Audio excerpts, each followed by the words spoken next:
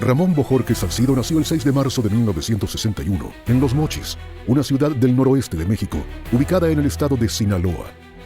Fue de Valentina Bojorquez Amendáriz y Arnoldo Salcido Villarreal, cuya familia se completó posteriormente con el nacimiento de 3 niños y 2 niñas. Según se cuenta, vivían juntos en una sencilla casa de 2 habitaciones de la calle Comonfort, llamada así por un héroe revolucionario. Arnoldo, el padre, trabajaba como chofer y jefe de mantenimiento en un lugar donde procesaban caña para producir azúcar, conocido como ingenio. Ese empleo les brindaba cierta seguridad económica. Sin embargo, sus frecuentes padecimientos de salud derivaron en su temprana muerte por problemas cardíacos a los 37 años. Corría el año 1975. Dueña de una fuerte voluntad, Valentina se puso al frente del grupo familiar y, aunque tuvo que luchar y esforzarse mucho, logró que siempre tuvieran al menos suficiente para comer. Ramón, por su parte, tomó algunos trabajos, primero en un taller de reparación y luego como conductor de una distribuidora de cerveza. En ambos les fue bien y sus jefes lo estimaban. Hacia 1980, a los 18 años, Ramón se casó con una joven que había quedado embarazada de otro hombre. Después de dar a luz, la mujer lo abandonó por el padre del niño. Por la misma época, él decidió emigrar a los Estados Unidos y aunque sus motivos para desarraigarse siguen sin estar claros, familiares y amigos creían que, como muchos de sus compatriotas, quería ganar un salario más digno y vivir la aventura del norte.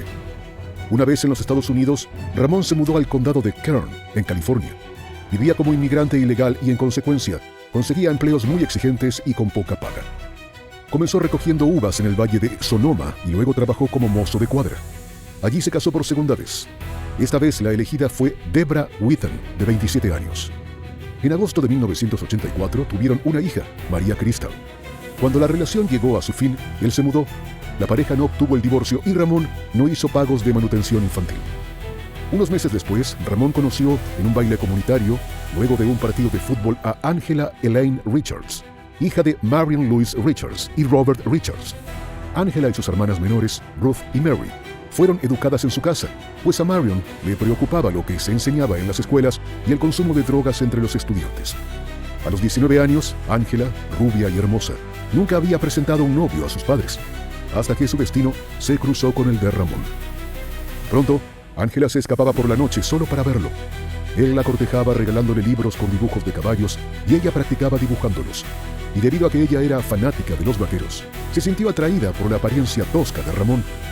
A primera vista, la relación de ambos parecía sacada de un libro de cuentos, pero en realidad estaba basada en puras mentiras de lado y lado. Él nunca mencionó ni a Debra ni a la recién nacida María Crystal. A su vez, Angela cayó un tremendísimo secreto. Había quedado embarazada de otro. Había también en ella una cierta fascinación por contrariar la voluntad de Robert y Marion, quienes no veían en Ramón al mejor partido para su hija mayor. La caracterización de Marion era elocuente en ese sentido. Para ella solo era el mexicano.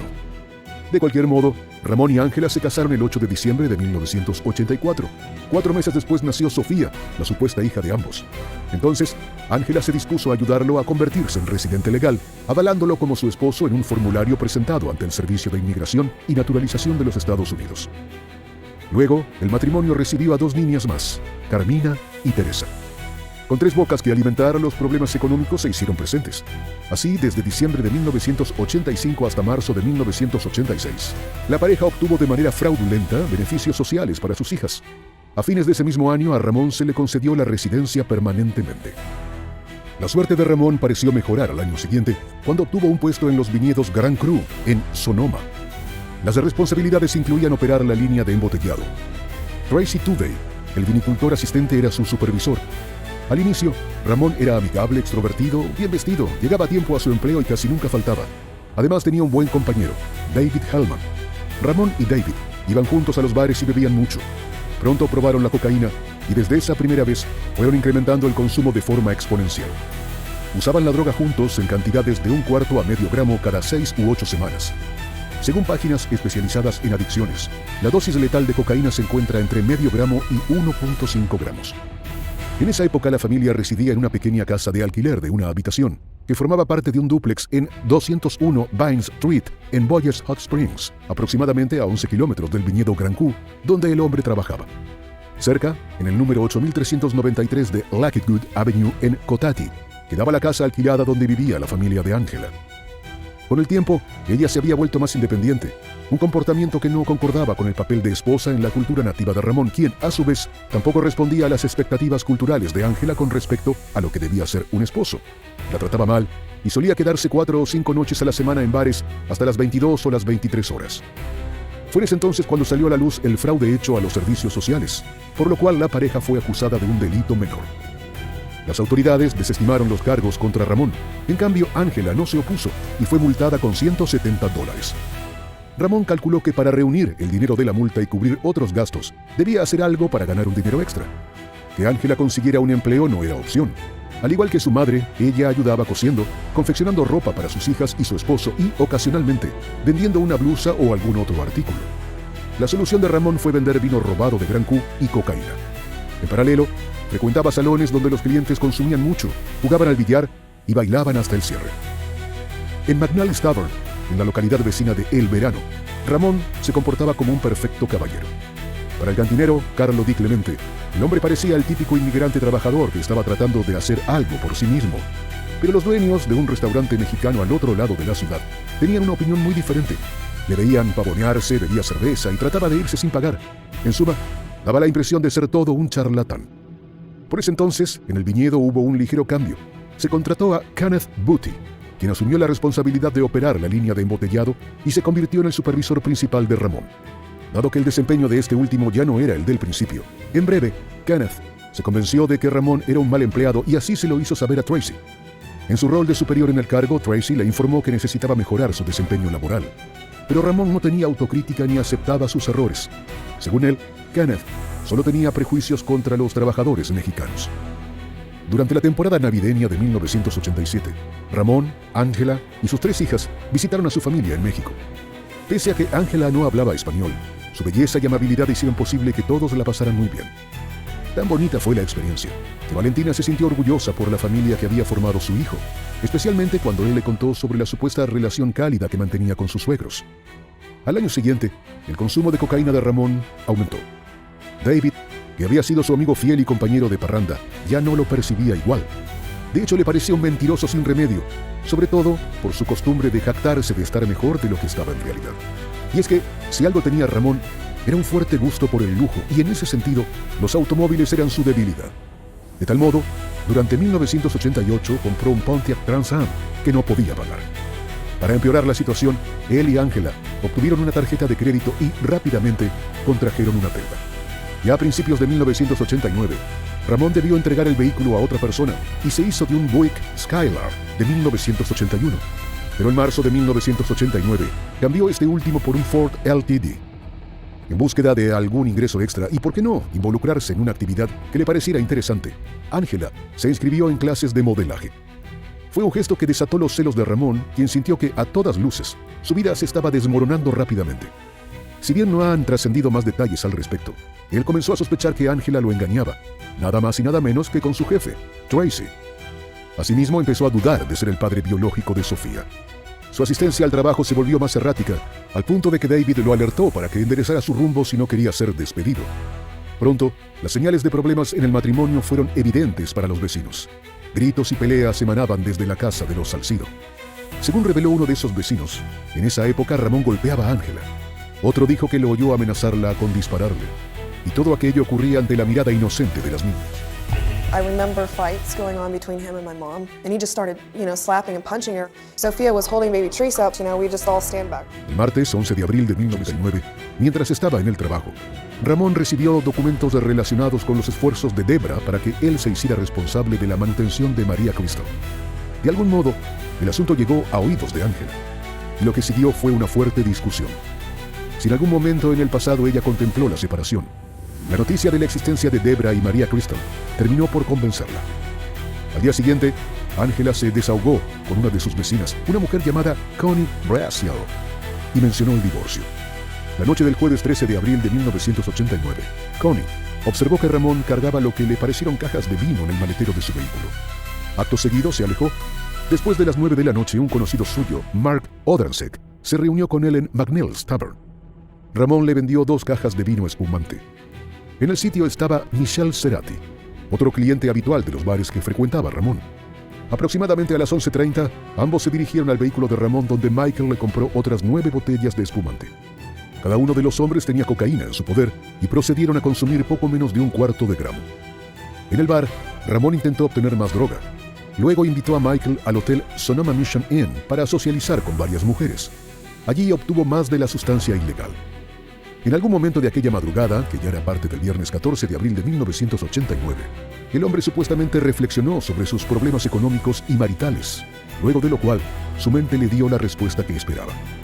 Antes de las 2 a.m. fue en búsqueda de un amigo suyo, Mario Mata, y lo convenció de ir juntos a una fiesta.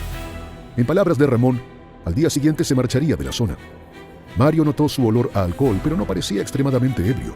Sin embargo, cuando le pidió $50 para comprar drogas, Mario se negó, y aunque condujeron hasta McNeil's Bar, pronto Mario hizo que lo llevara de regreso a casa. Pasadas las 2 de la mañana, cuando Ramón volvió al bar, Michael y un amigo, Larry Mateo, se unieron a él. Desde otro vehículo lo siguieron hasta el Sonoma Mission Inn. A su llegada al hotel, Ramón ingresó al vestíbulo mientras Michael y Mateo esperaban afuera. Aproximadamente a las 2:50 a.m., Lela Brooks, la recepcionista, conversó con él. Hablaba en voz muy baja y tenía dificultades para expresarse en inglés. En cambio, según notó ella, no olía a alcohol ni parecía estar ebrio o bajo la influencia de drogas. Preguntó sobre una reserva refiriéndose a Grande. Lela no encontró una reserva en la lista ni para Grand Cru Vineyard, ni para nadie con el apellido de Ramón. Frustrado, el plan salió y le preguntó a un guardia de seguridad la tarifa por noche para alquilar una habitación, y al oír que era de $200, indicó que era demasiado. Entonces, fue hasta el otro vehículo y después de una breve conversación con Michael y Mateo, cada uno se fue por su lado. Mientras Ángela también había decidido su plan y salió de casa esa madrugada. Cuando Ramón regresó y descubrió que su esposa se había ido dejándolo con las niñas, sintió que quería matarla. Consumió más cocaína y a eso de las 5 a.m. subió a Sofía, a Carmina y a Teresa al auto y se marchó. A las 5:39 a.m., Ángela retiró $200 en efectivo de la cuenta corriente conjunta de ambos. Utilizó el cajero automático de Wells Fargo Bank en el centro de Sonoma. Al volante de su auto, Ramón seguía enojado, incluso contemplaba acabar con su propia vida. Condujo entonces hasta una quebrada aislada, utilizada como vertedero. Una vez allí, valiéndose de un arma blanca, atacó a sus hijas. Seguro de que las había matado a las 3, subió de nuevo a su vehículo y salió en dirección a la casa de sus sueños. Pero en realidad, Carmina, de 3 años, todavía estaba viva. La hoja de su cuchillo acababa de fallar en su arteria carótida. Esa mañana, antes de las 7 a.m., Robert había partido hacia el trabajo. Planeaba irse directamente a Nueva York esa noche, sin regresar primero a casa. De tal modo, cuando Ramón llegó a la vivienda de sus suegros, encontró solas a Marion y sus hijas, Ruth y Marianne. Con la misma arma blanca que arremetió contra sus hijas, las mató a las 3. Luego Ramón fue hasta la habitación que contenía la colección de armas de fuego de Robert y tomó una pistola automática Ruger calibre 22 y municiones. Aproximadamente al mismo tiempo, el vecino Roy Curtis vio al chihuahua de la familia Richards ladrar y temblar y mirar hacia la residencia de los Richards.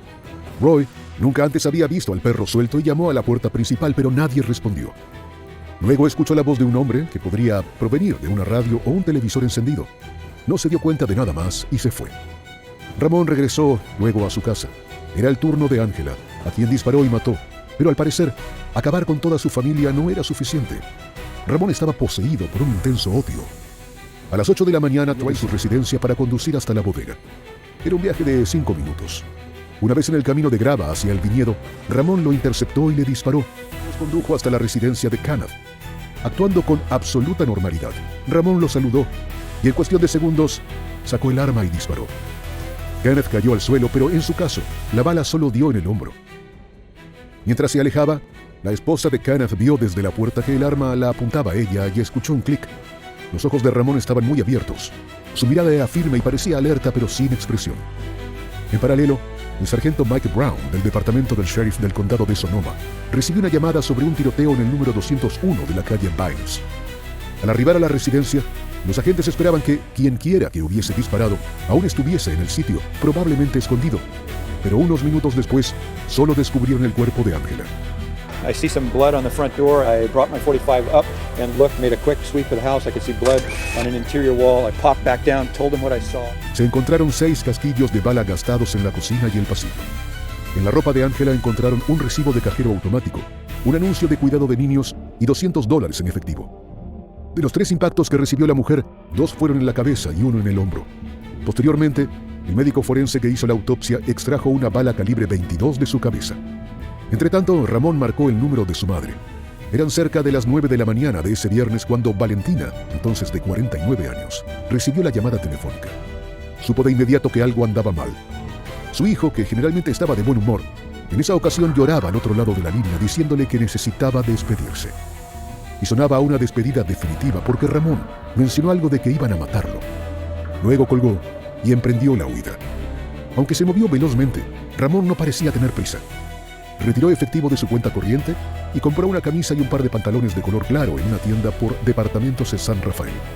También cobró los cheques de las ventas hechas a Mark y a Michael. Y, para terminar, abandonó su Ford LTD en el estacionamiento de la tienda. Paralelamente, el detective Mike continuaba recibiendo llamadas. Esa vez le informaron sobre otra víctima.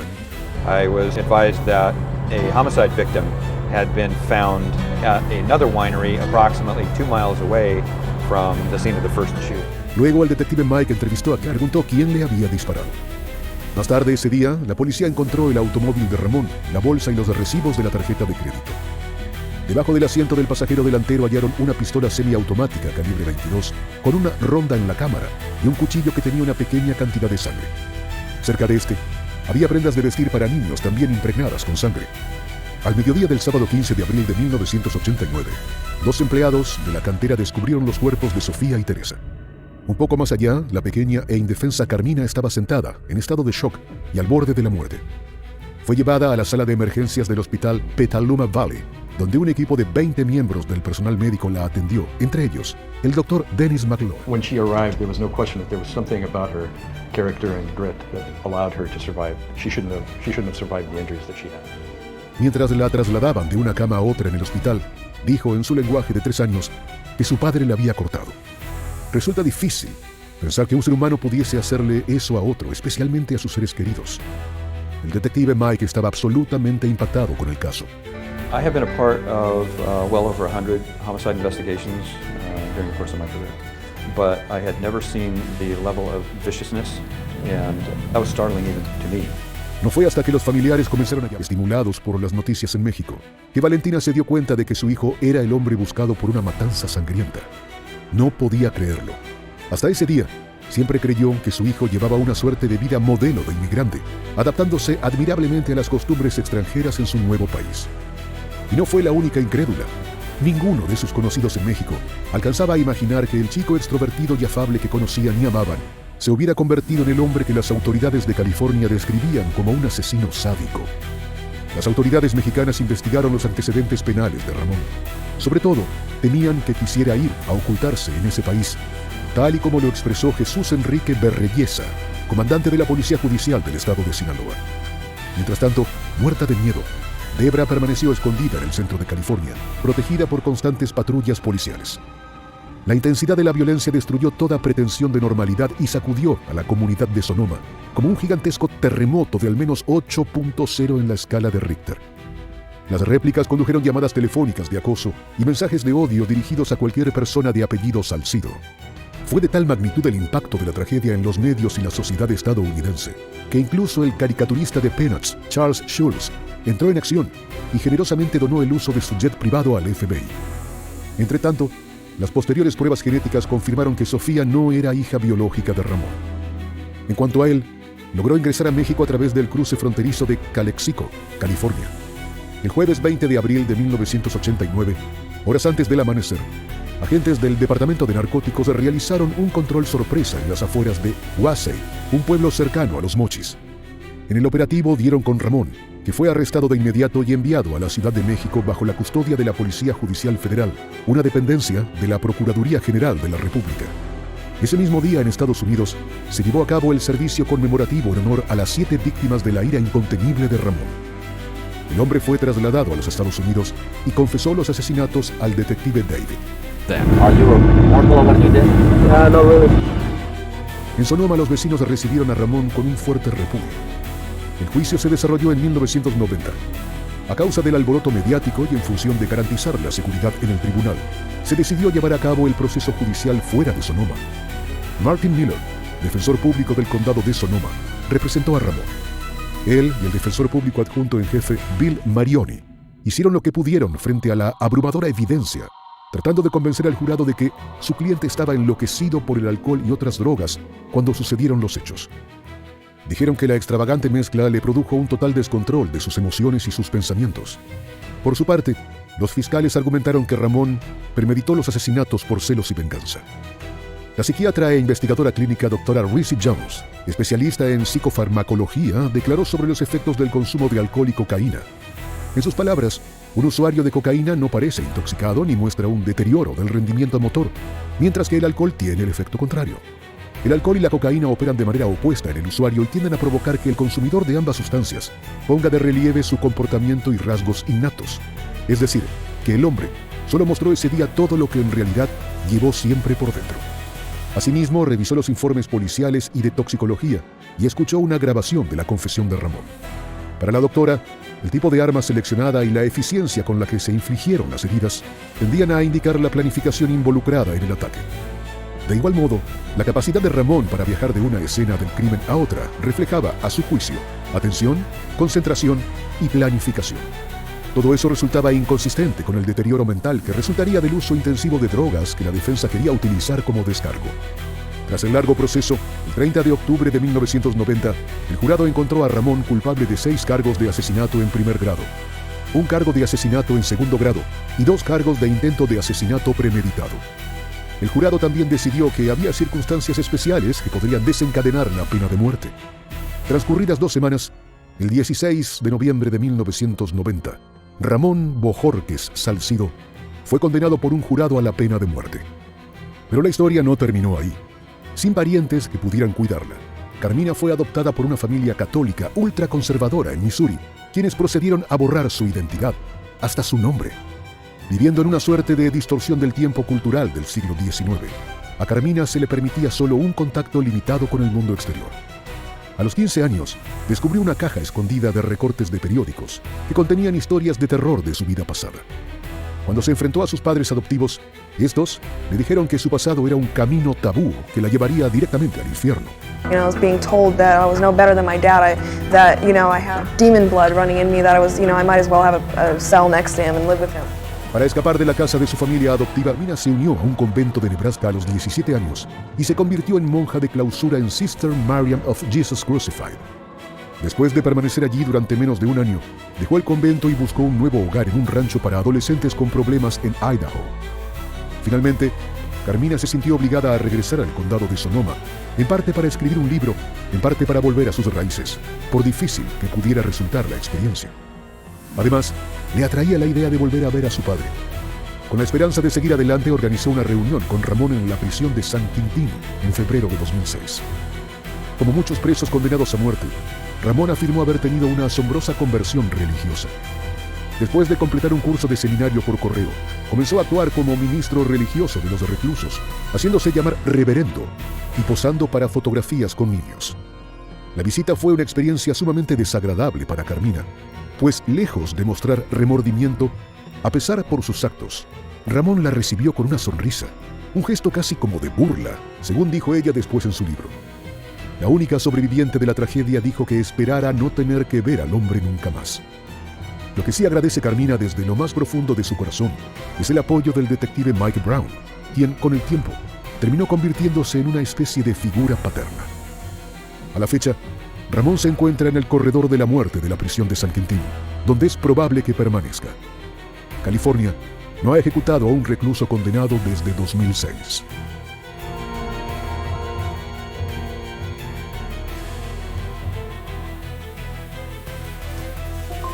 Y bueno, querido espectador, aquí termina la historia criminal del día de hoy. Me interesaría mucho saber tu opinión, así que te pido que la dejes en los comentarios del video, siempre con respeto a la víctima y su familia. Podemos debatir, pero siempre con el respeto que todos merecen.